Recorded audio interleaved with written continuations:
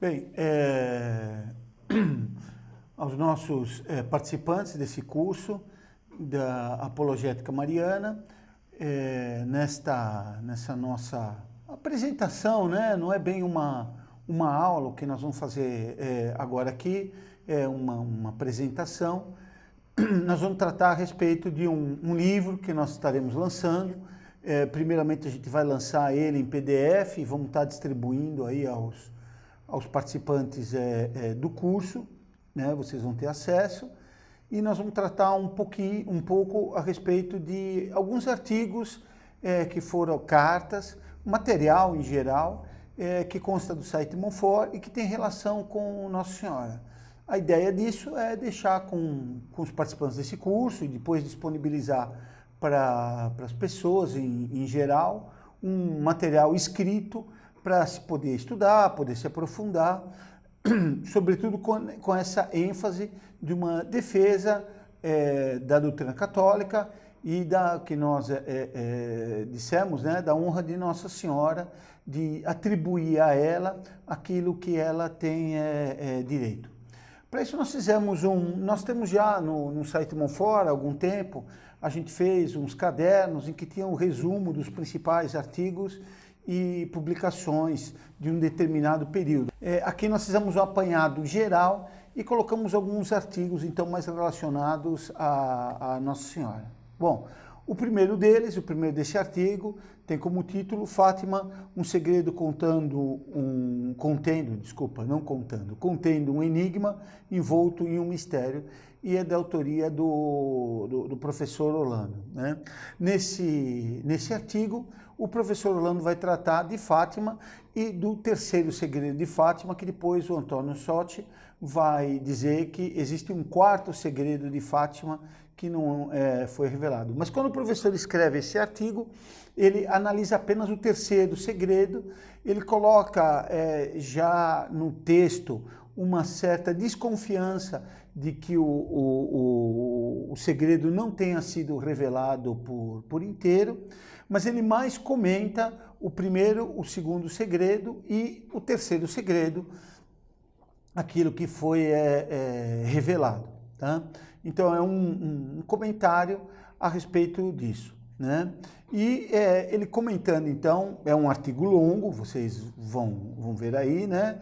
É um trabalho, mais até do que um artigo, é um estudo, né? Então ele vai começar comentando mais o primeiro e o segundo segredo do que eles trataram, para ver então o que deveria constar o terceiro segredo, e a conclusão que ele vai chegar é que a publicação realmente está incompleta e não adequada, não coerente com todo o restante, tá? Então ele fala é claro que eu não vou estar aqui contando todo o artigo, eu vou dar os pontos principais, nem exatamente um esquema, né, um resumo, mas simplesmente aqueles pontos que seriam os mais importantes para a gente destacar. Então ele começa falando do primeiro e do segundo segredo. E nesse primeiro e segundo segredo, ele vai exatamente tratar que esse primeiro e segundo segredo vão falar muito dos pecados do século XX, né? Dos erros que existem no século XX. Então ele diz que são três grandes os erros, três grandes os pecados que vão ser tratados no primeiro e no segundo segredo, ou seja, naquela parte que estava pública desde que a irmã Lúcia havia publicado as suas memórias em 1942, né? Então, primeiro, a imoralidade dos costumes, né? Nossa Senhora vai ressaltar que a situação do mundo é muito ruim e há uma grande imoralidade dos costumes. Isso ela está falando em 1913. É claro que ela está prevendo que a situação ia piorar muito, acho que não precisa argumentar nesse sentido. Depois ele vai falar da decadência, o segundo grande pecado do século XX seria a decadência do clero, né, devido ao liberalismo, né, e a tendência da boa vida. Então o clero, ele ao invés de ter um espírito de sofrimento, ele acaba tendo muito um espírito de acomodação e dentro da igreja uma penetração do clero liberal. E o terceiro grande erro, que é o pior de todos, que é a heresia, que vem dominar o clero progressista através do modernismo, né? O que foi condenado por São Pio X em 1908. Então esses seriam os três grandes pecados do século XX. E por isso, como Nossa Senhora disse, se a humanidade não se converter, ou seja, se ela não abandonasse esses pecados, vai haver um grande castigo,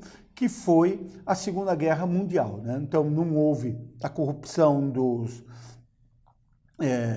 dos costumes, a acomodação e a decadência moral do clero, e o modernismo, como não foram combatidos, não foram impedidos, eles se desenvolveram e acabou vindo um castigo que foi a Segunda Guerra Mundial. Bom, dentro desse contexto, então, o professor vai analisar e vai dizer que, sem dúvida nenhuma, o que se está se falando, então, Nossa Senhora vai estar falando, sobretudo, a preocupação dela é com a igreja, né? E o professor então diz, bom, entre 1945 e o ano 2000, data em que foi publicado O Segredo, aquilo que de mais importante aconteceu para a igreja foi, sem dúvida, o Concílio Vaticano II. Isso independente da posição que a pessoa tenha na igreja, quer seja modernista, quer seja tradicionalista, né? E isso daqui, para a igreja, enquanto conjunto dos homens, né, enquanto o conjunto das pessoas que são católicos, o fato mais importante é o Concílio Vaticano II. E qual foi o fruto, então, desse concílio? Porque, veja bem, então Nossa Senhora falou de uma situação que não estava boa, falou de uma piora, que se os homens não se convertessem, isso traria um castigo, e dentro de todo esse contexto, então, acontece um grande concílio na igreja, que é o Concílio Vaticano II. E aí se perguntaria, bom, então, o concílio, ele ajudou a resolver esses problemas, esses pecados que Nossa Senhora levantou em Fátima, ou no fundo, ele acaba não os impedindo e até pelo contrário, colaborando e ajudando na propagação desses erros.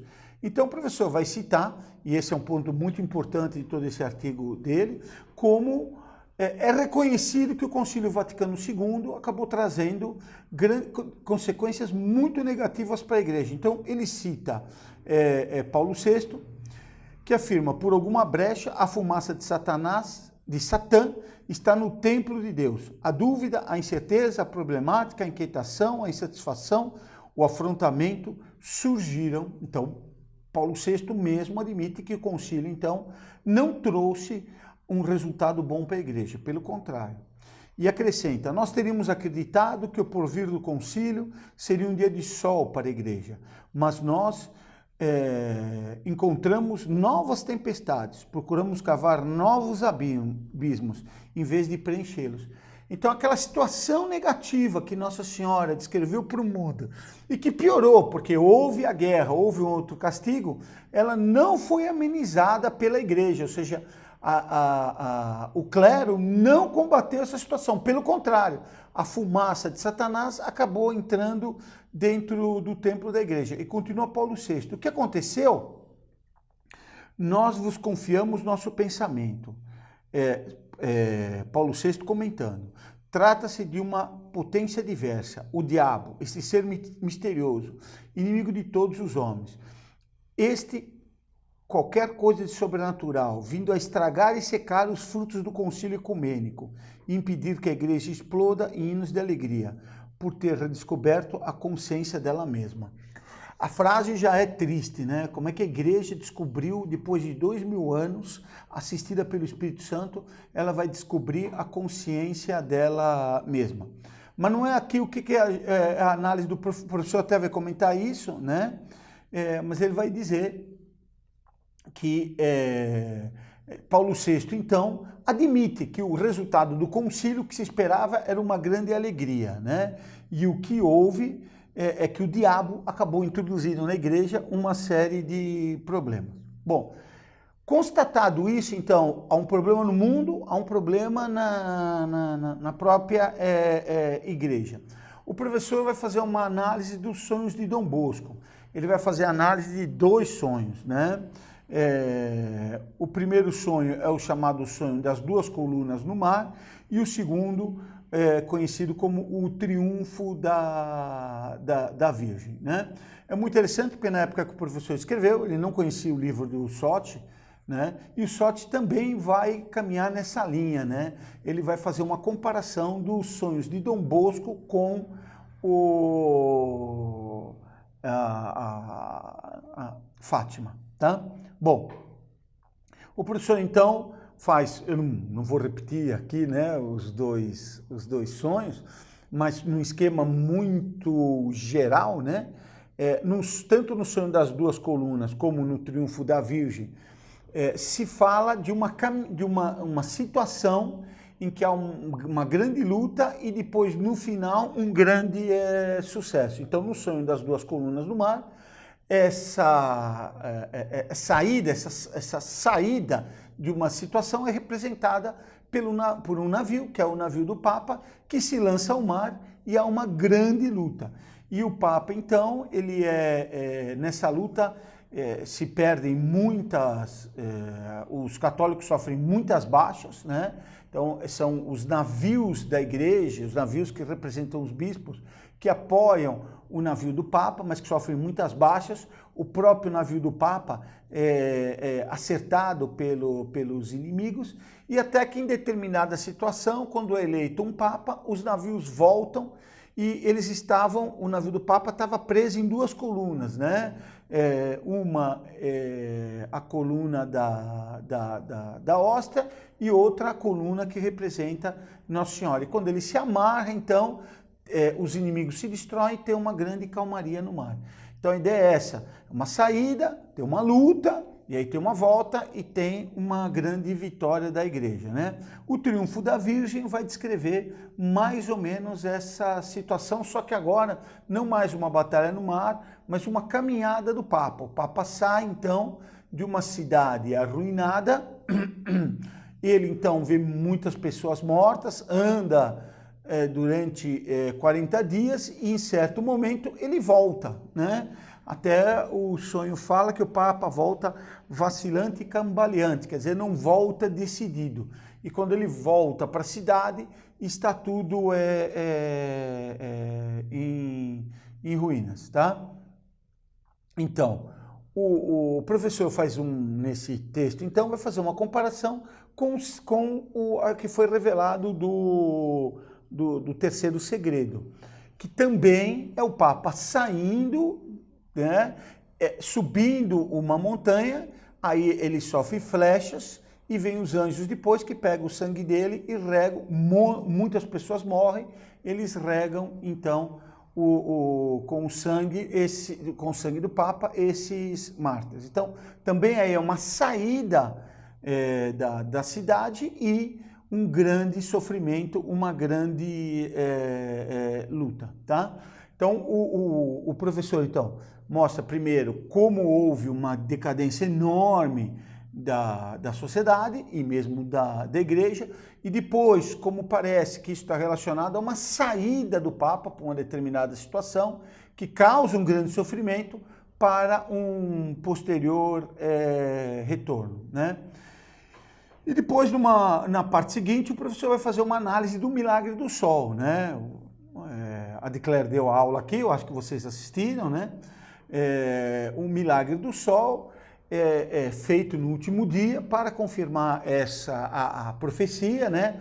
Para confirmar que em Fátima ali estava Nossa Senhora, e o sol, então, ele durante o milagre, ele começa a cair à terra numa forma de zigue-zague, como se tivesse ficado louco, e começa a girar, né? E as pessoas dizem que o mundo vai acabar, tinha chovido, fica tudo seco, parece que o sol ia cair, então ele, quando em determinado momento, as pessoas veem, o sol volta para o seu lugar. Então é o mesmo esquema, né?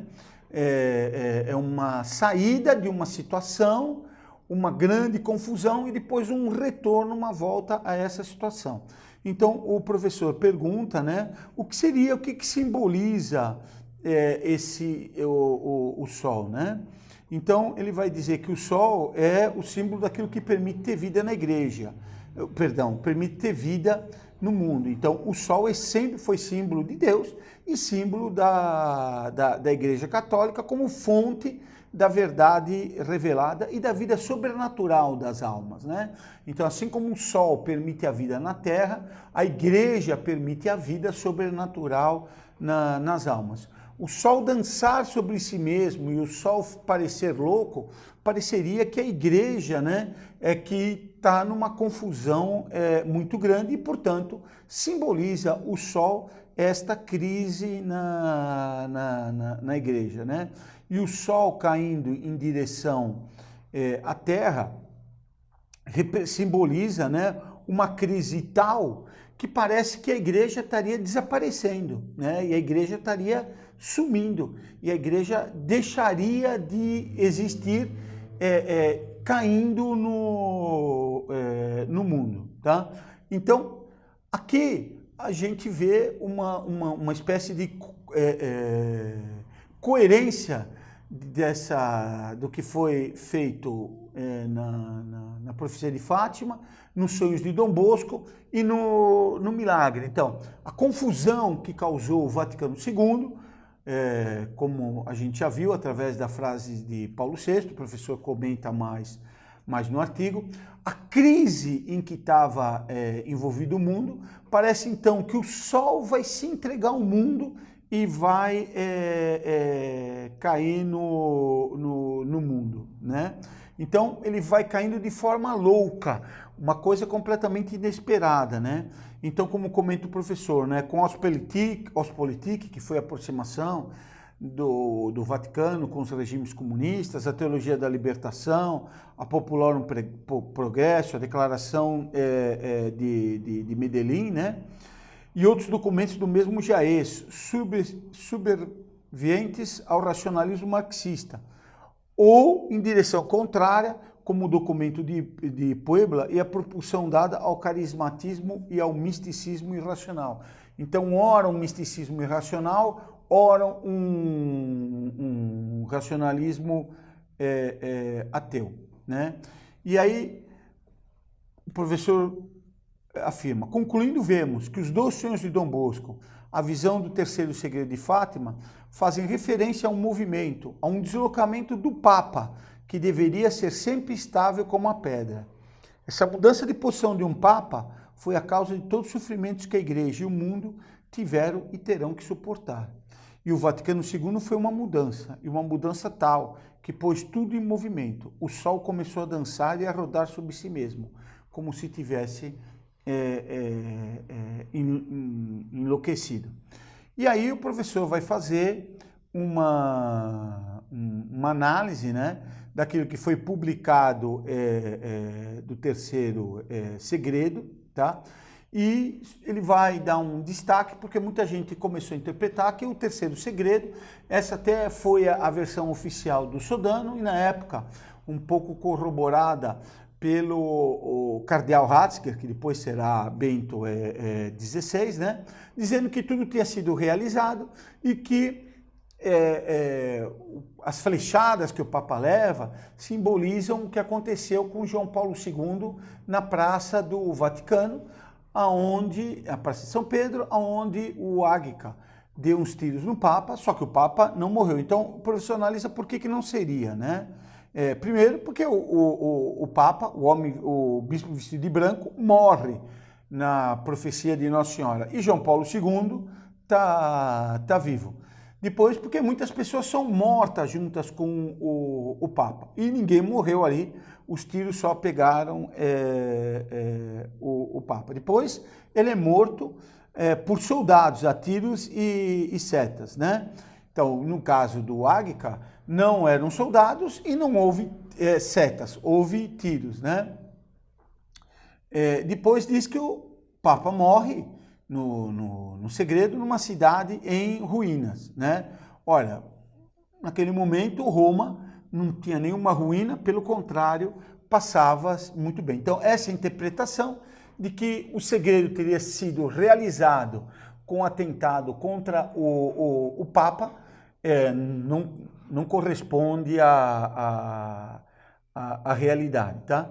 E o professor então faz um esquema do que foi o segredo. Então ele diz que são 3 quadros. O primeiro é o anjo e Nossa Senhora, né? Que é um anjo que segura a espada de fogo que vai incendiar o mundo. Depois a intervenção de Nossa Senhora impedindo o castigo e o anjo que pede por 3 vezes penitência. Depois o segundo quadro, um bispo vestido de branco. Depois o terceiro quadro, que são os martírios, né? A cidade em ruína, né? O Papa vai subir a montanha com a cruz, a procissão que vai junto com o Papa. O Papa sobe essa montanha e aí tem os martírios, né? E o último quadro, que são os anjos que vão regar a terra com o sangue dos mártires, tá? Então, o professor pergunta o que seria essa cidade e ele vai dizer que a cidade então é um mundo moderno que está em decadência e que vai ser salvo por um grande sacrifício do Papa e grandes martírios. E ele diz, né, que essa cidade em ruína, então sendo o mundo, essa interpretação parece alcançar o centro do alvo. É bem provável então que essa grande cidade meio em ruínas, cheia de cadáveres dos profetas e dos santos, é bem provável que ela represente a civilização moderna, a cidade do homem, com a qual o Sílabus declarou que o sumo pontífice jamais poderia se conciliar. Então, é uma análise de Fátima, do terceiro segredo, uma comparação com o sonho de Dom Bosco e uma aplicação do terceiro segredo para a crise em que vive o mundo moderno, não só o mundo, mas a igreja. Bom, esse então é o primeiro artigo, né? Juntamente com isso, eu estou colocando duas referências, nós estamos colocando, do YouTube, que são 2 aulas minhas a respeito do quarto segredo de Fátima, que elas, vamos dizer assim, tem como conclusão, elas estão em linha com o livro do Antônio Sotti, mas que é feito todo um estudo a respeito do terceiro segredo, por ocasião do centenário das aparições, ou seja, o ano de 2017, né?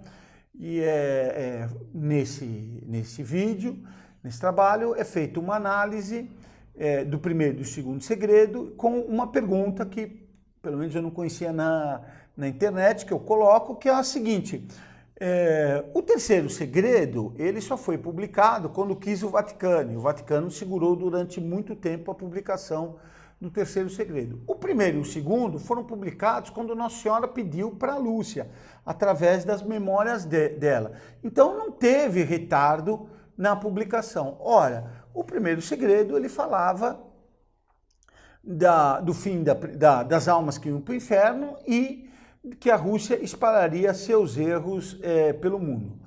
O cerne do segredo é esse, que a Rússia vai espalhar os erros dela pelo mundo, né? Então, a questão é por que Nossa Senhora esperou 1942 para dizer que a Rússia espalharia os erros pelo mundo e não mandou a Lúcia revelar isso logo, que o comunismo assumiu o poder na Rússia, ou pouco antes, ou um pouquinho depois. Acabou só quando o comunismo já estava consolidado, e sobretudo as ideias marxistas já estavam consolidadas. Então, a hipótese que eu coloco é que exatamente o nazismo aqui não é hipótese, é de fato, a doutrina nazista é pior do que a doutrina comunista. E que Nossa Senhora, então, esperou a derrota do nazismo no momento que o nazismo não teria mais condição de ganhar a guerra, para então condenar o comunismo, para não dar a vitória para o nazismo. E aí tem uma análise, né, detalhada de tudo isso, e entre o livro do Sot, que acaba colocando como teoria, essa é uma teoria do Sot, que o terceiro segredo estaria a parte que não foi revelada, né? O Sot defende que existe um quarto segredo, ele, lá no vídeo vocês vão ver, tem uma série de dados que confirmam isso, tá? Então, nesse livro do Sot, ele se pergunta o que teria nessa última parte, e uma das coisas que ele fala é a questão do anticristo. Bom, então tem as referências aí no YouTube, se vocês colocarem Quarto Segredo de Fátima, Montfort, Zucchi, vai aparecer os dois vídeos. O vídeo é feito em duas partes. Na primeira parte, se analisa o primeiro e o segundo segredo, e na segunda parte é analisado o terceiro e o quarto segredo. A gente chama de quarto segredo, mas na realidade ele estava junto com o terceiro, ele não foi revelado. Bom, um segundo artigo que consta nesse quadro é um artigo que tem o nome Uma Rosa Oferecida a Maria, né? E nesse artigo o que vai se abordar é a devoção ao Santo Rosário, né? O artigo, então, vai mostrar como a devoção ao Rosário é uma coisa importante. Ele vai fazer isso contando a história do Rosário e mostrando também como os santos deram muita importância ao Rosário. Então, por exemplo, tem a citação de Santo Afonso de Ligório, né? Entre todas as homenagens que se deve à Mãe de Deus, nenhuma outra é mais agradável que o Santo Rosário, né? A origem do Rosário, né, foi Nossa Senhora mesmo que quis, né? E vai ser no final do século X, né? Nesse tempo, até meados do século XIV, se difundiu a heresia cátara. E São Domingos, que foi combater os cátaros com a ordem, expondo a doutrina católica, fazendo pregações, não tinha muito resultado, ficava espantado, né? Como ele não conseguia convencer os cátaros a deixar o catarismo. Então Nossa Senhora apareceu para ele e disse, né, se queres ganhar para Deus, esses corações endurecidos, prega o meu rosário. E com isso, muitos cátaros acabaram se convertendo. Então, Santo Afonso também vai dizer, né, quem reza se salva, quem não reza se condena. Quer dizer, as pessoas que não rezam não vão se salvar.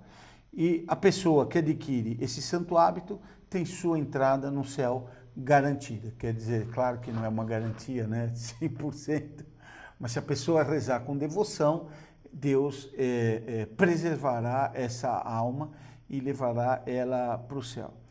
E por fim, dentro de todas essas citações, é acrescentado também Nossa Senhora de Fátima, né, que é muito importante, que a Lúcia pergunta para ela, vós Messê, que me quer? E Nossa Senhora responde, quero que venhais aqui no dia 13 do mês que vem e que rezais o terço todos os dias e que aprendam a ler. Então Nossa Senhora também vai pedir para a Lúcia, para os 3 pastorinhos, para rezar o terço. Então esse segundo artigo é um artigo em relação a uma devoção muito importante, que é a devoção do terço, tá? O terceiro artigo é um artigo mais doutrinário, que tem como título Feliz o homem que me ouve, a Virgem Maria e o dom do conselho. Então, o que vai se estudar vai se falar, né? O artigo é feito no período de Nossa Senhora, da festa de Nossa Senhora do Genazano. É um artigo feito para homenagem a Nossa Senhora do Genazano, e Nossa Senhora do Genazano é Nossa Senhora do Bom Conselho, né? Então, o que vai se estudar é o que é o conselho nesse artigo, e como Nossa Senhora ela é importante o exemplo de Nossa Senhora é importante para nós compreendermos o que é propriamente o conselho, né? Então, no início do artigo, se dá uma definição doutrinária do que é o conselho, né? O conselho é uma aplicação judiciosa dos princípios gerais nos casos particulares.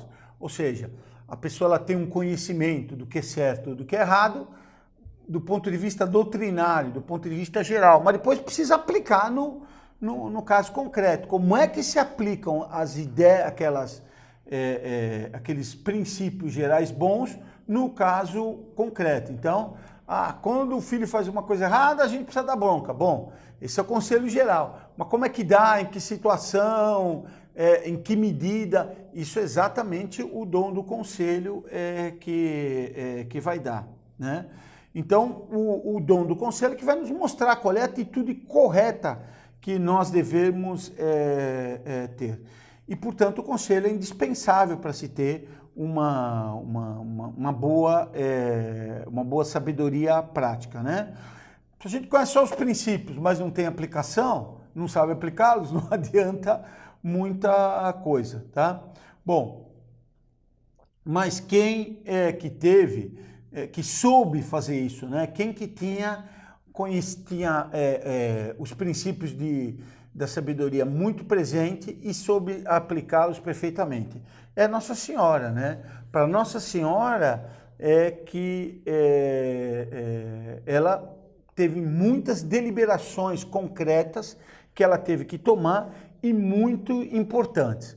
Então, a maior delas, a mais importante, é exatamente o consentimento que ela dá em relação à encarnação do Verbo, e ela decidiu a respeito de toda a redenção do mundo. Por isso, inclusive, que Nossa Senhora é chamada também de co-redentora, tá? Então, Nossa Senhora é uma excelente intercessora para nós pedirmos o dom do conselho. E aí o artigo vai analisar como é que a gente pede esse dom, como é que a gente tem esse dom do conselho. Então, em primeiro lugar, é rezando muito para Nossa Senhora, né? Depois, colocar em nós mesmos, né, a aceitação, né, dos grandes princípios que regem a nossa vida prática, né? E a gente sempre com muita calma e com muita reflexão, desapegarmos dos afetos desregrados, né? E a gente sempre ser respeitoso com julgamentos e conselhos que os próximos nos deem. E ainda sermos recolhidos, né? E dados à reflexão, e depois sermos humildes e desapegados de todas as criaturas. E isso daqui tudo está muito presente na vida de Nossa Senhora.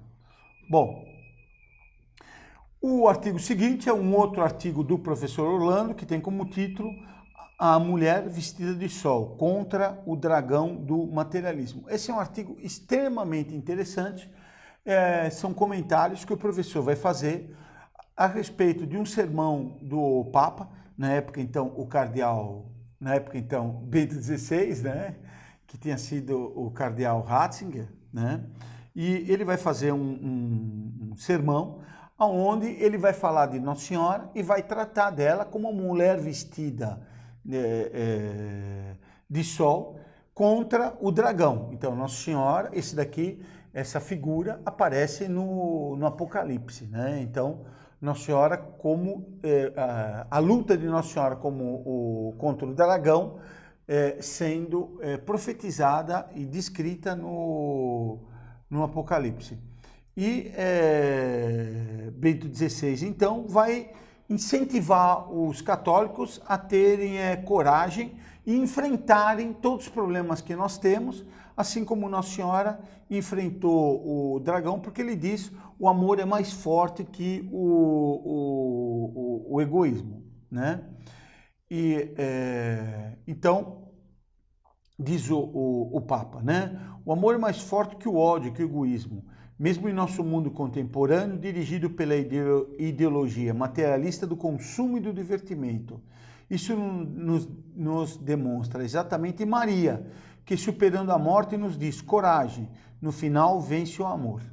Então, Bento XVI aqui, o professor vai comentar que já é interessante, porque depois de muito tempo, ele vai retomar uma velha alegoria que sempre muito presente, sempre foi muito presente na Igreja Católica e depois do Concílio Vaticano II foi completamente abandonada, que é essa luta entre o bem e o mal, entre a cidade de Deus e a cidade do homem, como Santo Agostinho, aqueles que têm a bandeira de Cristo contra aqueles que são contra Cristo, como diz Santo Inácio, né? E Bento XVI então vai dizer que existe essa luta e que os bons acabam desanimando, e que eles não devem desanimar e eles devem ter confiança em Nossa Senhora. E para isso Bento XVI então vai utilizar a figura do apocalíptica do dragão, né? Comenta Bento XVI. Dragão vermelho, símbolo do egoísmo absoluto, do terror, da violência, né? Bom, e ainda o pontífice, como já foi dito, vai identificar esse dragão nas ideologias materialistas, né? Então, e Bento XVI ainda vai colocar Nossa Senhora como aquela que é vestida de sol, né? Isto é, de Deus. Então, Nossa Senhora seria vestida de sol porque ela é vestida de Deus, quer dizer, ela concebeu, Deus concebeu Nosso Senhor e a vida dela era a vida de Deus. Deus encobria ela, Deus vestia ela, tá? Bom, e aí o professor vai fazer dois comentários, né? O primeiro, né, da homilia do Papa relacionando com a mulher vestida do sol, né, nessa passagem do Apocalipse, essa questão da luta que eu já comentei, né? E depois também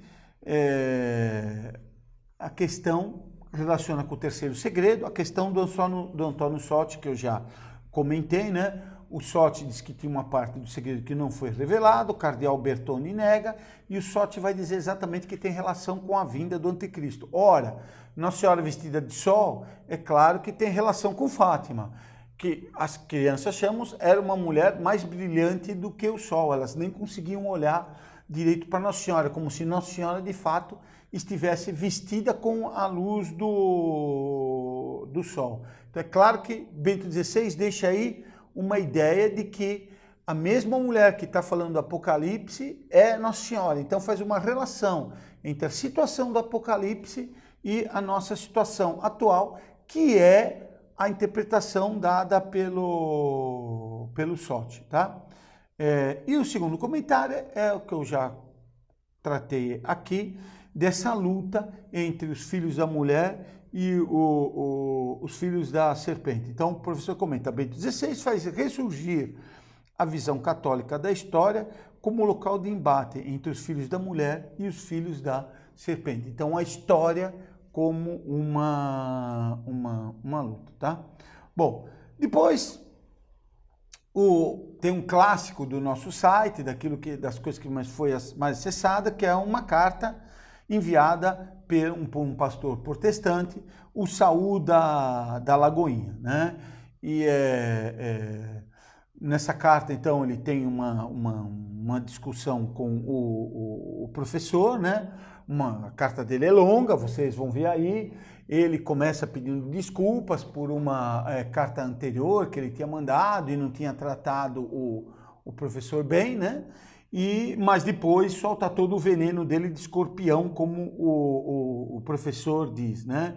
E ele vai querer dizer que a Nossa Senhora não tem que rezar para ela, né?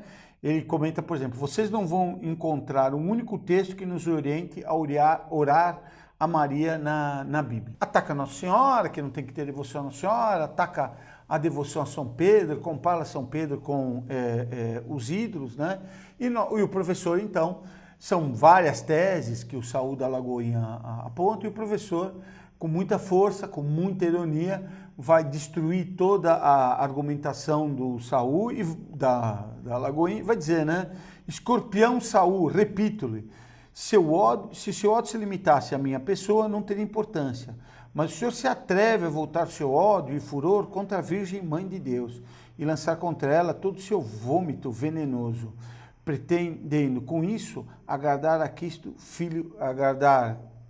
Cristo Deus, Filho dela. Como pode agradar a Cristo quem insulta sua Mãe Santíssima? Escorpião, diz o professor, né? Depois o professor vai tratar da questão do pecado original, como Nossa Senhora não tem pecado original, vai tratar dos outros dogmas da igreja, mostrando como eles são tão de acordo com as Sagradas Escrituras, estão de acordo com a tradição, e o professor pergunta, e quem lhe deu autoridade para falar em nome de Cristo? Quer dizer, o Saul da Lagoinha fala como se ele fosse o representante de Cristo na Terra, né? Da onde que ele tirou essa autoridade, né? Não tirou de lugar nenhum, né? O professor, então, vai desmontar as falsas teses feitas pelo Saul da Lagoinha. A primeira, de que toda a revelação está na Bíblia, isso é um absurdo, é claro que também existe a tradição, isso está até citado na Bíblia. O segundo, né, o princípio luterano da interpretação da Sagrada Escritura é livre, essa interpretação é livre, cada um interpreta como quer, e a Bíblia não serve para nada. Um livro que cada um lê como quer, do jeito que quer, e não se pode chegar a uma verdade a respeito dele, não serve para nada. E ele vai refutar, então, o professor vai dizer para ele que vai refutar contra o Saul da Lagoinha as heresias, blasfêmias e insultos contra a Nossa Senhora, que é a Mãe de Deus, né?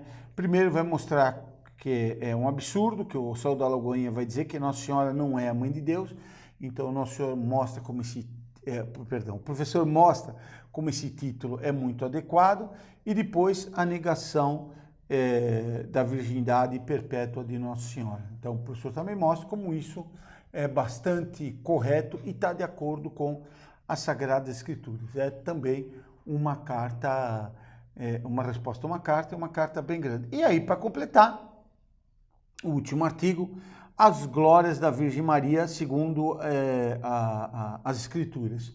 Então aqui são vários textos, com pequenos comentários, mas em todos os locais nos locais da Sagrada Escritura, onde existe uma saudação, uma referência a Nossa Senhora, né? Então, como por exemplo, logo quando o anjo vai visitar Nossa Senhora, para que ela aceitasse, com um convite, para que ela aceitasse ser a esposa de Deus e mãe de Nosso Senhor, né? Entrando, o anjo lhe disse, ave cheia de graça, o Senhor é contigo. Então, cheia de graça, quer dizer, ela tinha todas as graças, né? Ela era plena de graças. E aí tem umas citações no Magnífica, nas bodas de Caná e na Bíblia, todas as referências que são feitas nos evangelhos, melhor dizendo, as referências que são feitas a Nossa Senhora. Bom, vai ser um livro aí de mais de 100 páginas, né? E que eu espero que sirva para vocês muito para ajudar aí nessa nossa apologética em defesa de Nossa Senhora. Mais uma vez, agradeço a todos pela atenção e pela participação nesse curso e pela confiança em nosso trabalho da Monfort. Então, nós podemos rezar para encerrar. Em nome do Pai, do Filho e do Espírito Santo. Amém. Ave Maria, cheia de graça, o Senhor é convosco. Bendita sois vós entre as mulheres, bendito é o fruto do vosso ventre, Jesus. Santa Maria, Mãe de Deus, rogai por nós, pecadores, agora e na hora de nossa morte. Amém. Aos filhos cristãos, rogai por nós. Ave Maria, cheia de graça, o Senhor é convosco. Bendita sois vós entre as mulheres, bendito é o fruto do vosso ventre, Jesus. Santa Maria, Mãe de Deus, rogai por nós, pecadores, agora e na hora de nossa morte. Amém. Doce coração de Maria, sede nossa salvação. Em nome do Pai, do Filho e do Espírito Santo. Amém.